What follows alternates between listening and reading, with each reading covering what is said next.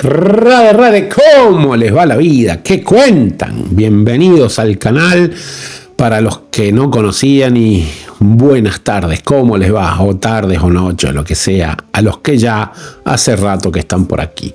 Hoy vamos a hablar de una realidad tan perceptible que no hace falta más que observar un poquito para darnos cuenta cómo cada uno de nosotros, incluyéndome y todos los que podemos observar, estamos durmiendo en una realidad dual, constantemente apegados a un pasado que no existe en ningún aspecto de lo que nosotros creemos que es o aparenta ser, digamos. Pero en realidad no es más que una ilusión creada por nuestra mente, conectada definitivamente a emociones. Acá tengo preparado el script en relación a este tema porque quise decorar un poco más, con un poco más de profundidad psicológica, todo lo que voy a explicarles, y hagamos un análisis profundo de este tema. Y es verdaderamente importante porque nos reconecta. Tomar conciencia de este punto nos reconecta con nuestra esencia original, el alma, lo que realmente somos, no la identidad de la mente, que es lo que creemos ser. El pasado es un espejismo, una sombra de algo que ya no existe. Cada vez que nos anclamos en lo que fue, estamos entregando nuestro presente, el único momento real, a un fantasma que no tiene sustancia. No tiene sustancia, analicen eso, piensen eso, ¿no? Piensen en ello, las personas que nos causaron dolor, alegría en el pasado, las situaciones que nos marcaron, ya no son las mismas. Incluso nosotros, el yo que experimentó esas emociones, ya no es la misma entidad. Tú, yo, todos y cada uno de nosotros tenemos experiencias constantes. Hemos nacido en el plano de la dualidad. En el plano donde desde que el momento que aparecemos aquí nos dicen, te llamas tal, vas a ser de tal o cual religión, tus circunstancias sociales van a ser estas, las otras, las economías. Y obviamente empiezan a contar. Los humanos que estamos aquí en este plano empezamos a contar cuánto tiempo empieza a correr en relación a la estadía momentánea en este plano kármico. Y ahí empieza, y pasa un mes, y 2 meses, y 3 meses, ¿no? Y empiezan a suceder los cumpleaños. Entonces, desde el momento en que tenemos 1 año, 2 años, 1 mes, 3 días, lo que sea, ya tenemos un pasado. Pero ese pasado se limita hasta volver a la panza, ¿no es cierto? Más allá de eso nadie va. El concepto del karma y las vidas pasadas no existe en Occidente, particularmente porque no tienen conocimiento. No hay más que una gran y tremenda ignorancia sobre la realidad del alma y su eterno ir y volver en el ciclo del samsara, ¿no? Del ciclo del nacimiento y la muerte, donde el karma va haciendo de las suyas en nuestra existencia. Ahora bien, desde el momento en que nacemos, estamos condenados a ese concepto de un pasado que ya no existe, ¿no es cierto? Y van pasando los años y muchas veces tenemos circunstancias, situaciones, tenemos una atracción con una chica, con un chico, tenemos sensaciones que hemos vivido con ese chico, con esa chica, a nivel de pareja, por ejemplo, pueden ser amigos, pueden ser un patrón, puede ser una experiencia que hemos vivido en viajar a tal o cual país. ¿Y qué pasa? Pasan los años y eso ya no existe. Ese país cambió, ¿no es cierto? Es como que, imagínate que vas a la Rusia antes de la perestroika. Perestroika significa democracia en ruso, ¿no? Y después de unos 5 o 6 años vas a la Rusia con la democracia, donde sucedió todo lo que sucedió, cómo se europeizaron, empezaron a ser consumistas masivos, ¿no es cierto? Y tú no encuentras la Rusia antigua, ¿no es cierto? Lo mismo pasa con todo. Te vas a un lugar y cambiaron las situaciones. Estás con una persona que habías estado antes y no es lo mismo. ¿Por qué? Porque le pasaron cambios a esa persona. Cambiaron los lugares. Tú cambiaste. Todo fue cambiando. Entonces la percepción o la esperanza de que tengas esas mismas sensaciones en relación a lo que ya has vivido son una ilusión. ¿Y de dónde viene esa memoria? Ya te lo voy a explicar. Miremos, continuemos lo que dice. Cada célula, cada pensamiento, cada sensación ha cambiado. Entonces, ¿qué estamos sosteniendo? Es solo la memoria de una emoción que quedó grabada. Y esa emoción no son más que huellas que llevamos en nuestro interior, una distorsión del presente. ¿En dónde las llevamos a esas huellas? En el inconsciente. La mente se divide en consciente, subconsciente e inconsciente. Y es en el inconsciente, en lo más profundo del inconsciente, donde guardamos las emociones que hicieron que tengamos las memorias en relación a las cosas que vivimos en el pasado. No son las personas, no son sus caras, no son lo que nos generaban a nivel físico, no, sino las emociones finalmente, que está todo relacionado a la mente. Sentir, pensar y desear, el trabajo de la mente, ¿no es cierto? Entonces, ¿qué pasa? Todo esto está alimentando que la identidad de la mente, la identidad del concepto de la dualidad, la identidad de un pasado que no existe, la identidad de las situaciones, la identidad de todo lo que nos ata a esa realidad falsa. Y justamente a través de esa identidad es que vivimos la vida. Y ahí es el punto de lo que planteaba antes, ¿no? Que nos perdemos la esencia de lo que somos, un alma, que no tiene nada que ver con la realidad de la dualidad momentánea, sino que es eterna, plena de conocimiento y felicidad, que es la identidad real nuestra, ¿no? El Bhagavad Gita 2.16 nos dice: Nasato vidyate babona vato vidyate sata uvayorapi dristantas tu anyatos tatodarshivi. Lo irreal no tiene existencia. ¿Por qué dice que lo irreal no tiene existencia? Estos lentes son reales, pero para el concepto espiritual son irreales. Este cuerpo es real, pero para el concepto espiritual es irreal. ¿Por qué lo considera irreal? Porque no es eterno, porque es momentáneo. Entonces, dentro de los Vedas, lo que es momentáneo, lo que es efímero, lo que pasa, lo que está ligado al karma momentáneo de la existencia, ni siquiera es considerado como una realidad. Es una ilusión, maya, la ilusión de este mundo material. Y justamente es ahí a donde nosotros nos perdemos, en esa maya, ¿no? Y lo real nunca deja de ser. Los sabios que han visto la verdad han concluido que lo real y eterno siempre prevalece, mientras que lo irreal es temporal y carente de sustancia. ¿Por qué no tiene sustancia? Porque se considera que la sustancia es lo eterno, lo divino. Y lo que no es divino es lo que cubre lo divino. Y es justamente ahí donde nosotros estamos deambulando, en la esclavitud de lo no divino, en la esclavitud de la ilusión. Y con esto te nombro todo lo que tú puedas creer que es real, tu familia, tu situación social, económica, el país donde vives, el idioma que hablas, todas esas cosas que son patrones de comportamiento relacionadas al karma momentáneo de esta vida, no son más que la ilusión del mundo material y, consecuentemente, la mentira que nos distancia de nuestra realidad eterna. Este verso nos recuerda que el pasado es irreal porque ya no está aquí. Lo único real es el ahora, el eterno presente. Cuando vivimos atrapados en el pasado, perdemos el contacto con nuestra verdadera esencia, con el alma eterna que trasciende las emociones y los eventos. Las emociones, aunque poderosas, son solo olas en el vasto océano de nuestra conciencia. Qué fantástico. Las emociones, aunque poderosas, son solo olas en el vasto océano de nuestra conciencia. Olas, como el mar.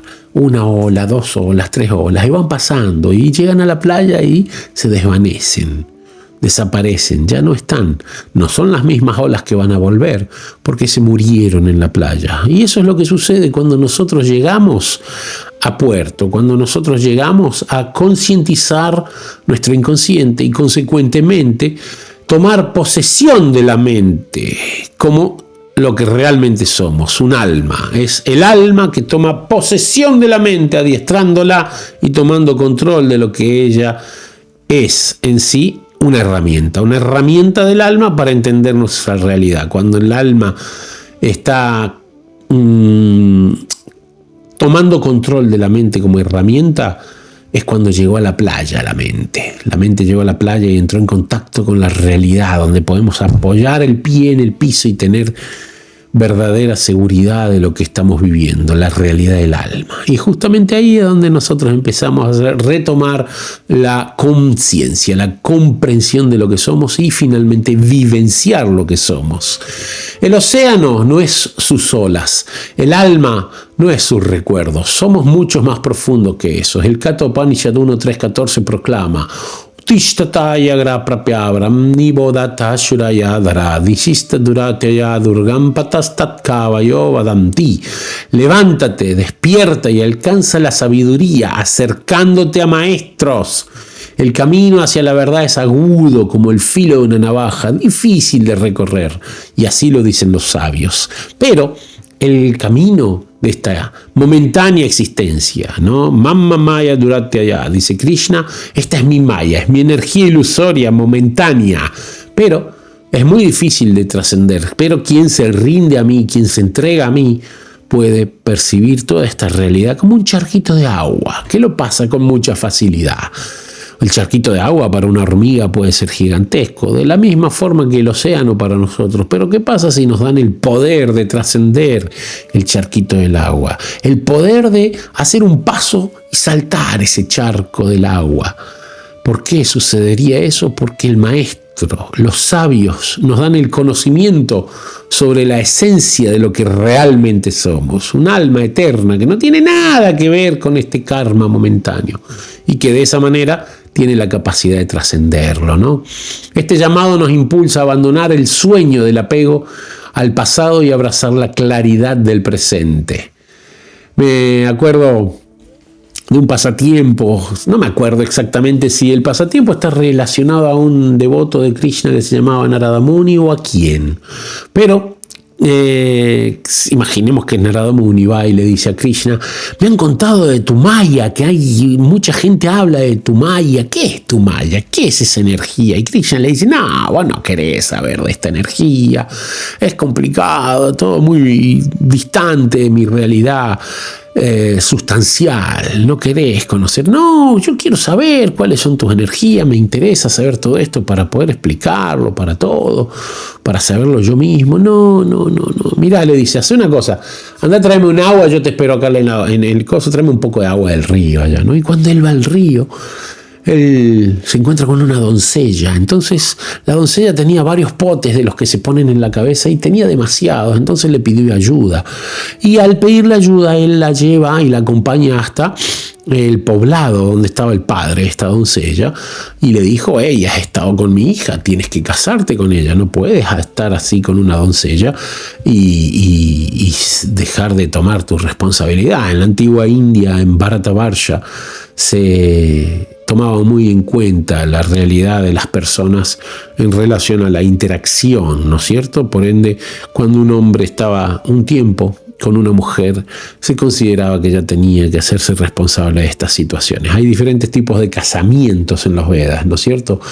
Pero uno de ellos es este, ¿no es cierto? Como sea, él terminó casándose con la chica, terminó teniendo una vida, terminó teniendo hijos, nietos, y el paso de los años fue pasando, y en un momento dado viene una inundación gigantesca.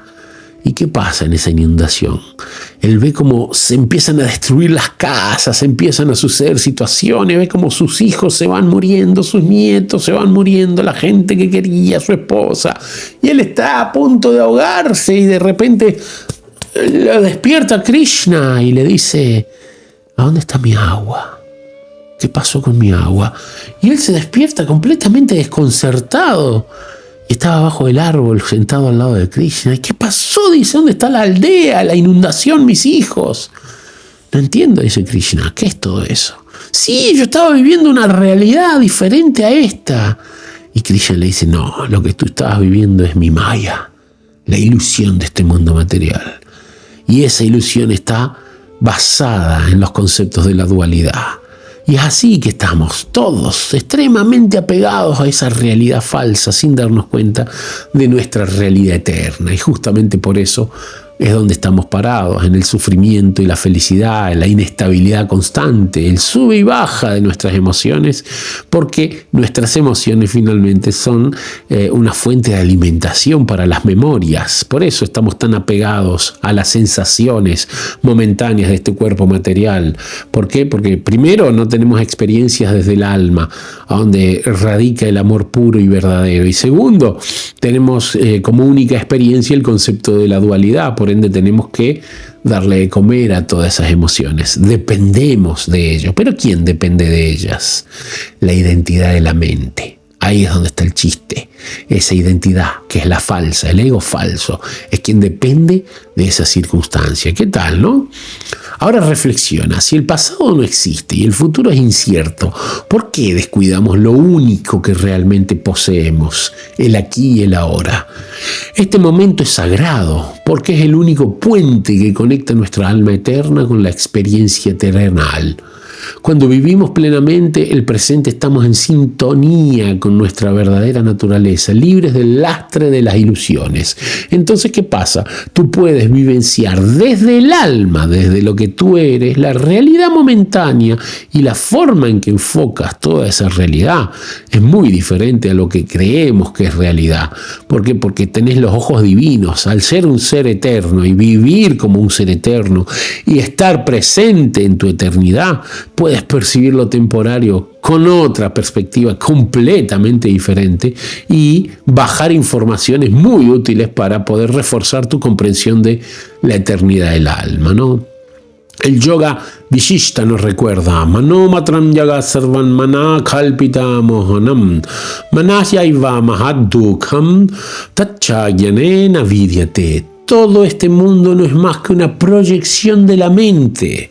Es la mente quien genera ilusiones y sufrimientos, pero esos sufrimientos desaparecen por completo cuando la mente se purifica mediante el conocimiento. ¿El conocimiento de qué? No nos olvidemos: Sat, Chit, Ananda. Sat, eternidad. Chit, conocimiento. Ananda, felicidad. Chit, el conocimiento de que tú eres un alma, de que tienes una conexión con lo divino desde siempre y por siempre. Nunca hubo un momento en que no estés conectado. Lo único que sí hay es una amnesia bestial de nuestra conexión. Porque si estuviéramos todos conectados con nuestra realidad y vivenciáramos la realidad del alma, naturalmente tendríamos un estado de armonía constante. No habría sufrimiento, no habría lamentaciones, no habría nada de todo lo que a menudo estamos vivenciando. ¿Por qué? Porque viviríamos en el estado de la conciencia del alma, ¿no? Y ahí es donde está el chiste, ¿no? Si seguimos proyectando el pasado en el presente, nuestra mente sigue atrapada en un bucle de sufrimientos. Pero si soltamos, si nos permitimos estar aquí en este instante, nuestra conciencia se libera. Por último, el gran mantra del Chandogya Upanishad 6.8.7: Tatuam asi sve taketo sadeva somyaidam agra asit ekan evaditiyam tatuam asi sve taketo. Tú eres eso. Suate que tú. Sueta que tú. Antes de la creación solo existía la realidad suprema, sin segundo. Tú eres esa misma esencia eterna. Todos y cada uno de nosotros somos parte y porción del Supremo. Todo es en conjunto, en pura y perfecta armonía, mientras que a la vez mantiene la división de la individualidad. Cada uno de nosotros somos individuos. Achintya Veda a Veda Tattva. Es igual y diferente a la vez. Eso es lo que somos.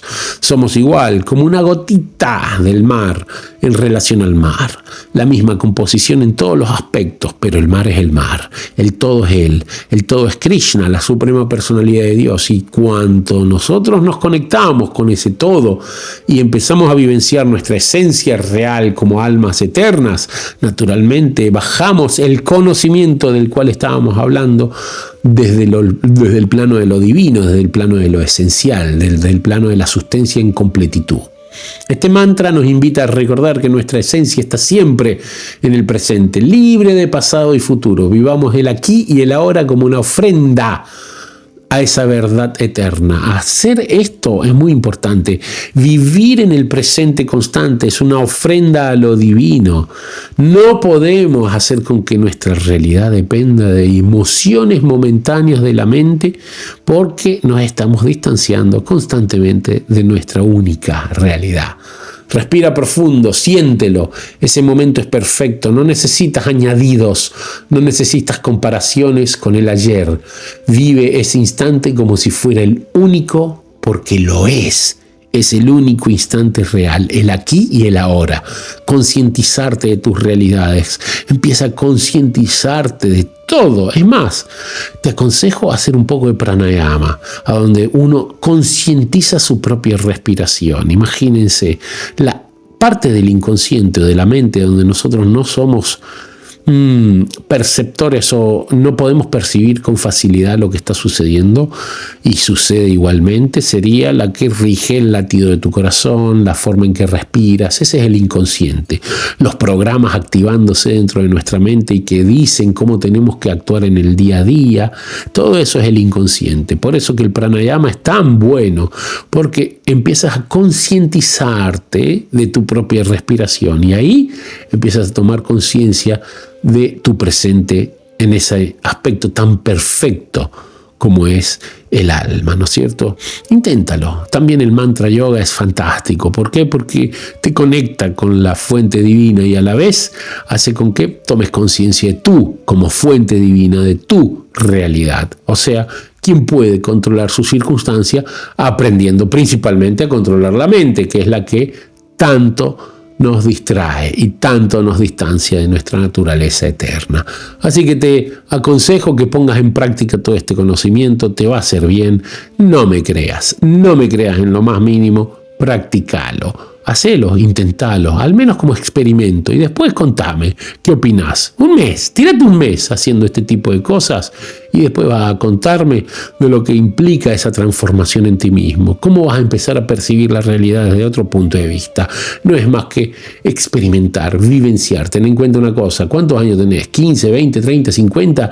Hace toda esa cantidad de años, desde que estás vivo en este plano, desde que naciste, que vivís la ilusión de este mundo material.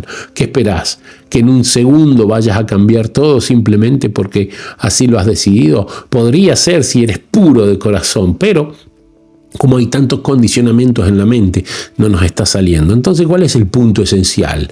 Vivir esa esencia como un sadhana. El sadhana es lo más importante en el practicante. ¿Por qué? Porque ese sadhana hace con que continuamente incrementemos la capacidad de percibirnos a nosotros mismos como almas eternas.